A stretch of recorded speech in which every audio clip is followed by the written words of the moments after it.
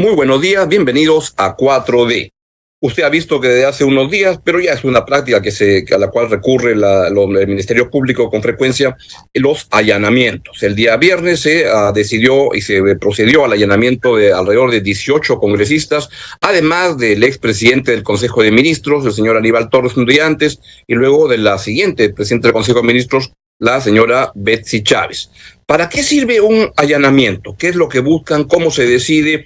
¿Sirven para hacer justicia? Es de eso que queremos hablar. Un indicio de que sirve para algo es que a uno de los congresistas allanados le encontraron como $70,000 en el colchón, y él lo que ha dicho es que él en verdad desconfía del sistema bancario. Y entonces, esos son los temas, y hemos creído conveniente invitar al doctor César Azabache para que nos pueda explicar para qué sirven esas cosas. El doctor Azabache tiene conocimiento del tema por la práctica, porque ha sido procurador anticorrupción y en la teoría. Doctor Azabache, muy buenos días. ¿Qué tal? ¿Cómo están ustedes? A las órdenes. ¿Para qué sirve un allanamiento? Cuando ya estos temas han sido denunciados hace tanto tiempo, hace 3, 4, 6 meses atrás, ¿no le da tiempo a alguien a prepararse o sirven para algo esos allanamientos que están produciendo? ¿Para qué sirven? ¿Qué efectos causan y qué representan? Creo que en realidad la pregunta se puede dividir en tres. De varias maneras, las prácticas de la Fiscalía usan los allanamientos, o con los allanamientos causan el efecto de generar una ola de anuncios sobre el despliegue de un caso. Eso en lo que se refiere al efecto comunicacional de los allanamientos. En términos prácticos, has citado un gran ejemplo, el hallazgo de estos fondos en efectivo en manos de un congresista hace algún tiempo. También el allanamiento de uno de los inmuebles de la hija sobrina del presidente produjo como resultado el hallazgo de sellos de una oficina pública dentro de su domicilio particular, que producen resultados. Ahora, ¿cómo deberían organizarse los allanamientos? Bueno, aquí es donde está la discusión propiamente legal, porque si bien hay consecuencias prácticas que se están registrando, en teoría, un allanamiento funciona cuando la Fiscalía tiene delimitado un objetivo que incautar. Entonces, en teoría, el allanamiento significa o debería representar una situación en la que un delator o algo semejante, resultado de escuchas telefónicas o de videovigilancia, le indica a la Fiscalía que en la casa de alguien se puede encontrar algo. De eso se tratan legalmente los allanamientos. Aquí temo, aunque lo sabremos de un tiempo cuando las defensas hagan sus protestas o pongan en limpio sus discursos, no es lo que está ocurriendo, porque es muy poco probable que un delator ponga a la vez evidencia que recuperar de 18 o de 15 inmuebles al mismo tiempo. La dimensión de los allanamientos, temo, sugiere que la Fiscalía los está usando más como un protocolo de inicio de una ola o de un despliegue en casos en concreto, que como resultado de un hallazgo producido por una delación, por una escucha telefónica o por un seguimiento digitalizado, ¿no? Bueno, pero ¿cuánto, en su experiencia, doctora Azabache, cuánto son efectivamente, así a ojo de buen cubero, búsquedas de cosas concretas que uno sospecha que hay ahí? ¿Y cuánto hay de lo que llaman los gringos expediciones de pesca, ¿no? Fishing expeditions. ¿No? En que uno, fulano tiene mala reputación, vamos a ver qué puede haber en su casa. ¿Cómo está repartido eso? Ese es el temor que hay que despejar, porque como repito, 18 o 15 allanamientos al mismo tiempo es muy difícil que correspondan a 18 delaciones o de 18 objetivos claros. Entonces temo que la Fiscalía esté usando esto en efecto como acciones de pesca, a ver qué hay, como anuncio público de una campaña, de un caso que se va a poner en primera escena y que se refuerza, y no en su verdadera dimensión. Ahora, claro, el otro problema que hay con esto es que las audiencias con las que se obtiene un allanamiento son reservadas. De modo que la confirmación, en punto así, se ha seguido el procedimiento más apropiado, que es el de relacionar los allanamientos con objetivos claros, o si se está haciendo un uso masivo de los allanamientos, priorizando su dimensión simbólica. Este anuncio de una campaña, de un caso que sube en primera página, es algo que vamos a saber conforme las defensas se organicen y empiecen a protestar. porque, como repito, las órdenes originales de los allanamientos son reservadas hasta que los allanamientos se ejecutan. Y por lo menos en 2 casos, la pesca ha tenido efectos, ¿no? Ya, ahora, ¿cómo es la ganancia? Porque usted ha mencionado que este señor, no sé si Arriola es el apellido o me estoy equivocando, al que le pescan José Arriola, dólares o soles, ahí tenemos 2 cantidades de plata. No son tanto como podrían para algunos y son muchísimo para otros. La historia de la corrupción en tiempos de Castillo casi podría decir decirse que comienza con los $20,000 en el baño del secretario de la presidencia, ¿no? Entonces, el tema de los allanamientos, hasta donde los hemos estado viendo, por lo menos los más notorios, son dinero fuera de lugar. Esta es la idea. ¿Qué están haciendo aquí los 20,000? ¿Qué están haciendo aquí los 70,000? Y ya ha habido una respuesta del señor Arriola que dice: yo no bancarizo mis ingresos y esos son mis ahorros que están ahí. En el caso del secretario de la presidencia, Pacheco, no, ese no fue el argumento fue que ese dinero no era suyo. Pero yo quisiera preguntarle a usted como penalista, ¿no es cierto? ¿Cuál es el estatuto del dinero no bancarizado en los círculos de gobierno en términos legales? ¿Cuánto puede tener la gente? ¿Cómo funciona? Y si eso también se aplica a otras personas. O sea, puede haber gente que con todo derecho tiene $70,000 en una cajita en un comedor y otros en los cuales es el inicio de un gran delito. ¿Cómo es? En una sociedad informal, sobre todo, ¿no? Donde hay empresas, el 75% del país, que pagan sus planillas en efectivo y compran insumos en efectivo. Pasa lo mismo. El dinero en efectivo en determinadas cantidades, creo que las exorbitantes, más que en las intermedias, y eso depende del nivel de consumo de cada quien, tiene o no tiene significado. Por ejemplo, 10,000 soles incautados en un procedimiento en el que hay escuchas telefónicas que muestran que quien los tiene está a punto de pagar un soborno, puede ser una evidencia gravísima, y los mismos 10,000 soles en manos de alguien que cobra alquileres en efectivo son absolutamente irrelevantes. La pregunta sobre los allanamientos, entonces, es siempre la pregunta sobre la razón que los provocó. El resultado de refugio es la pesca exitosa, es decir, si yo no tengo una razón para hacer un allanamiento, obtengo la orden y pesco algo, pues entonces generaré una situación ambigua que hará difícil criticar el procedimiento. Pero si yo tengo una orden de allanamiento pedida en términos generales y no pesco nada, pues lo que queda en evidencia es que hay un uso más bien comunicacional de un recurso que debería ser sumamente estricto. Tenemos que terminar de entender que entrar en la casa de alguien, por más antipático o perverso que nos parezca, es algo muy serio. Es el segundo grado de diligencias duras que se pueden hacer debajo de una detención. Entonces, yo, con el mayor respeto que le tengo al Ministerio Público, enciendo una alerta, ¿no? No puede pasar que los allanamientos se conviertan en un protocolo definido en términos comunicacionales para provocar la imagen de una concentración de energía fiscal en un caso determinado y un efecto en la agenda que es subirlo al primer nivel. Yo espero, y esto lo sabremos en los próximos días, que en este caso la Fiscalía tenga suficientes delaciones y suficientes evidencias para convencernos que se ha portado con responsabilidad y no que está generando un protocolo estándar que funcione algo así como: si el caso va a empezar con fuerza, comenzamos allanando, porque eso no tendría ningún sentido, eso distorsionaría la razón por la que la Fiscalía tiene todo el poder y toda la capacidad de injerencia que tiene en el Estado actual, ¿verdad?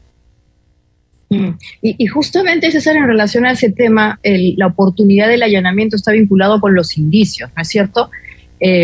Uno puede pensar, bueno, ¿por qué ahora se producen estos allanamientos así de manera global? con este despliegue. Ciertamente también tiene un efecto mediático, al margen del tema del dinero en efectivo, que es una pregunta interesante la que plantea Mirko.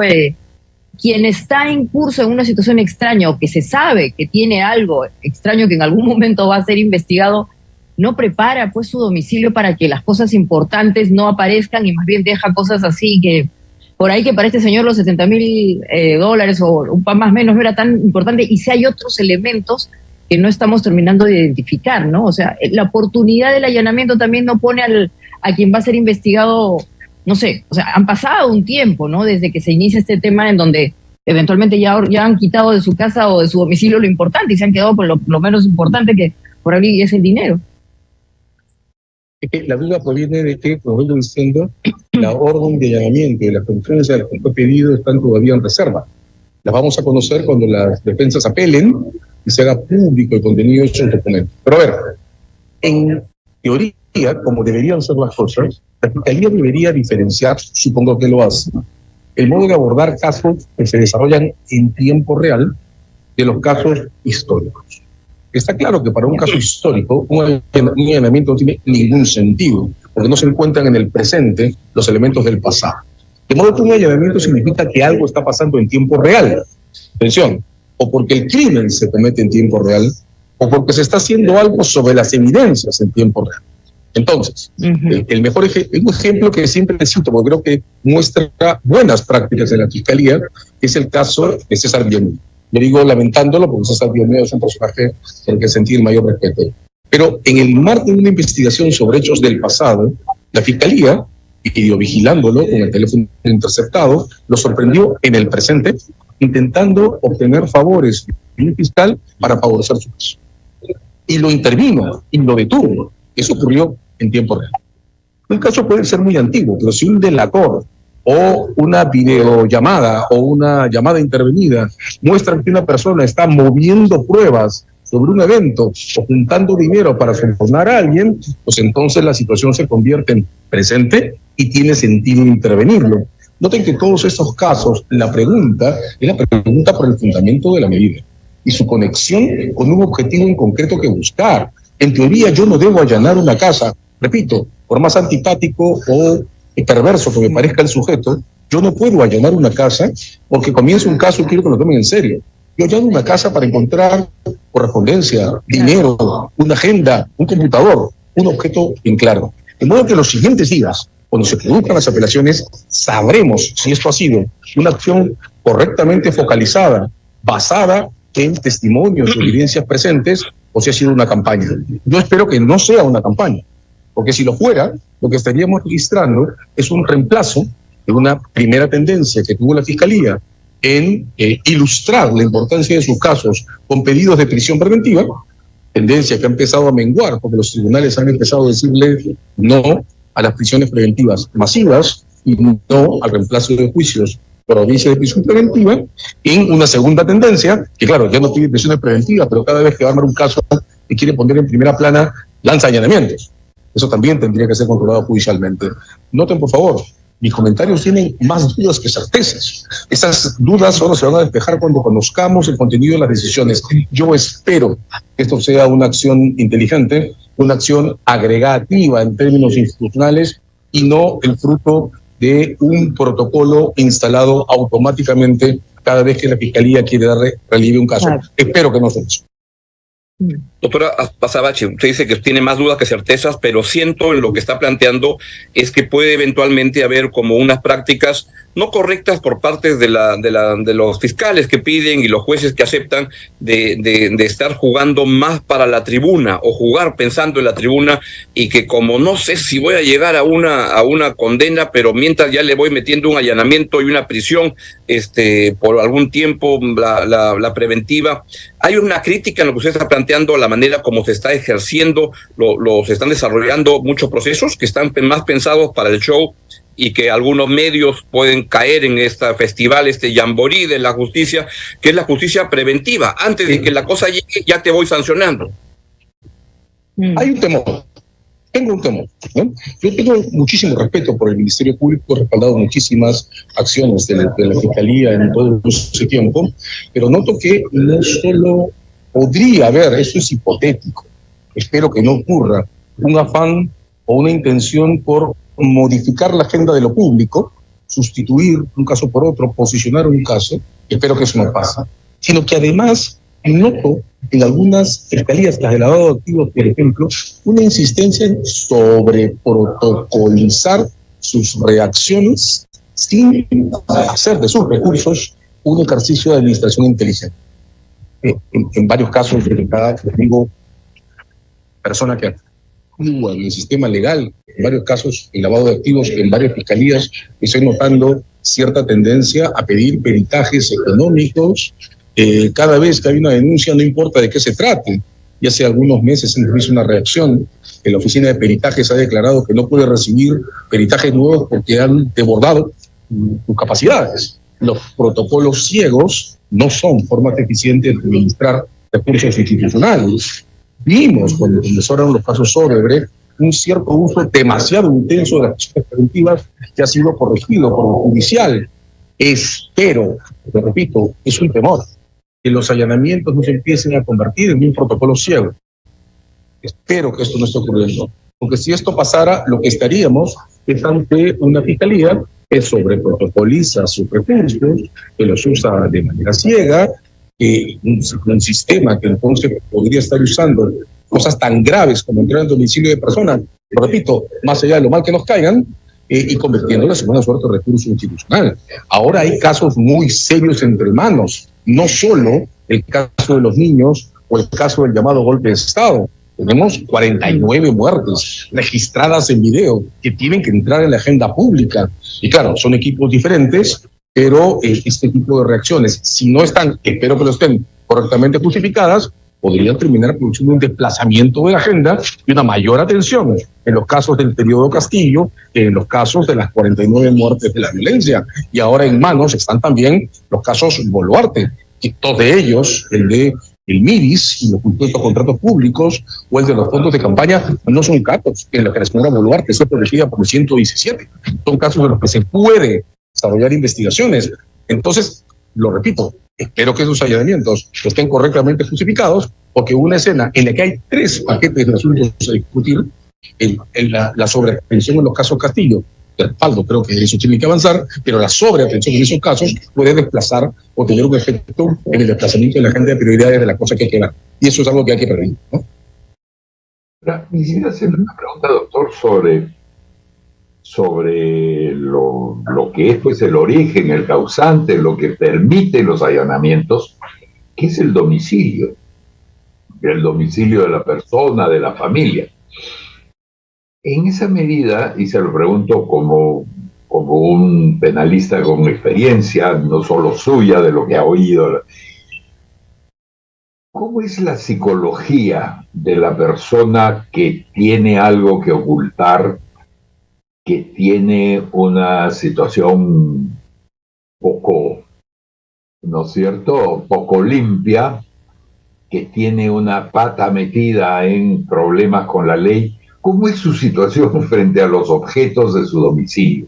Es decir, yo tengo la impresión que eso va a cambiar de país a país, de estrato social en estrato social, no importa, pero haciendo una cosa así genérica, vamos a inventar el peruano, digamos. El peruano es diferente a esta posibilidad, el peruano es muy cuidadoso, los allanamientos suelen gritar bingo con cierta frecuencia, o no hay tal, o la gente se cuida. Las psicologías, ¿no?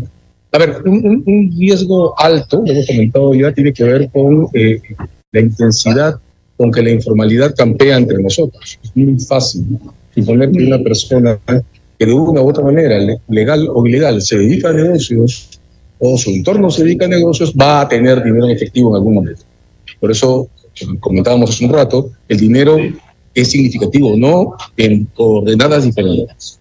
Por lo que toca a la personalidad de quienes cometen crímenes, hay un perfil en particular, Mirko, que es muy seductor para ese tipo de pesca, que es el de los criminales autoexhibidos, ¿no? Hay determinado perfil entre quienes se dedican a ese tipo de negocios perversos, corrupción, sobornos, tratas y demás, en que el criminal tiende a exhibir su poder. De alguna manera, en determinados perfiles, cometer un crimen en escenario cerrado, en secreto, es absolutamente frustrante, porque un crimen de este tipo siempre es un ejercicio de poder, y el poder se confirma en la exhibición.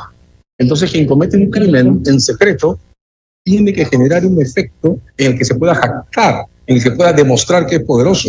Recuerdo mucho un caso, una intervención. Montesinos, que se grababa todo. Montesinos se grababa todo, y hace algún tiempo algún traficante de oro clandestino publicó en Facebook la foto de su hijo jugando sobre lingotes de oro, ¿verdad? O sea, hay un momento en el que un delincuente necesita comprarse esa casa con la que soñó de niño, en la que necesita mostrar eso que mantiene en su conciencia silenciado y en secreto, que es el poder oculto. Entonces, sí, hay un rango en el que este tipo de cosas, aunque parezca mentira, funcionan. Es decir, hay un rango en el que quienes cometen crímenes perversos, los perfiles perversos en la comisión de crímenes, se exhiben tanto que generan la evidencia que los derrota. Pero claro, el procedimiento correcto para actuar en esos casos es videovigilarlo, poner una interceptación sobre sus teléfonos, sembrar un agente encubierto cerca y capturar ese momento en el que la autoexhibición convierte al delincuente en una persona en riesgo legal absoluto. La pesca, solo por suerte, pues espero que no estemos cayendo en eso. Ahí solo se necesita un boleto para entrar al museo, digamos, ¿no? Correcto, correcto. Y estar sentado, yo diría que más bien Mirko, estar sentado en la butaca correcta. De acuerdo. ¿Alguna pregunta más? Yo tenía una última, doctor, le robo la del estribo, si me permite. ¿Por qué llegan a allanar a unas horas como las 3 de la mañana? ¿Por qué no llegan a una hora, no sé, a las 8:30, hora de oficina, y caen a las 3 de la mañana y te agarran en pijama y ves unas escenas? ¿O hay alguna razón que esas son las horas correctas para un allanamiento? A ver, en términos prácticos, la madrugada y hay una vigilancia previa es la hora en la que puedes confirmar que alguien está en una ubicación sin un desplazamiento que lleve la diligencia a la calle, ¿no? Entonces, la hora honestamente no me preocupa. Lo que hay que tener en cuenta es que estos allanamientos involucran domicilios familiares. Los domicilios familiares hay niños, hay personas inocentes, y eso es lo que obliga a ser muy prudente. Eso es lo que obliga, insisto, a que este tipo de prácticas, digamos, dolorosas pero útiles, sean eficientes y tienen un fundamento claro. Si la policía y la fiscalía van a buscar algo en concreto, no solo a pescar. Claro. Y de manera así sintética, ¿qué pregunta un juez antes de aceptar un allanamiento? ¿Cuáles son las 2, 3 preguntas que dice el check? La pregunta clave es, ¿cuál es la fuente que te indica que vas a encontrar algo ahí y qué es lo que quieres encontrar? Yo creo que el test correcto es ¿en qué te apoyas? ¿Qué quieres encontrar? En un ambiente, atención, en que la diligencia está en reserva. De modo que aquí sí, un fiscal puede usar una delación de un procedimiento no concluido. Aquí sí puede usar el resultado de una grabación telefónica no auditada por la defensa. Aquí se puede usar todo, pero tiene que existir una fuente y un objetivo. ¿Alguna otra pregunta? No, muy interesante. Casi podrían tengo que volver a invitar al doctor Sabache. Alláname. ¿De qué se trata? Alláname con cariño. Pueden crear un bolero o algo así. Me voy a dar para muchas canciones. Sería alláname con piedad, yo te lo pido.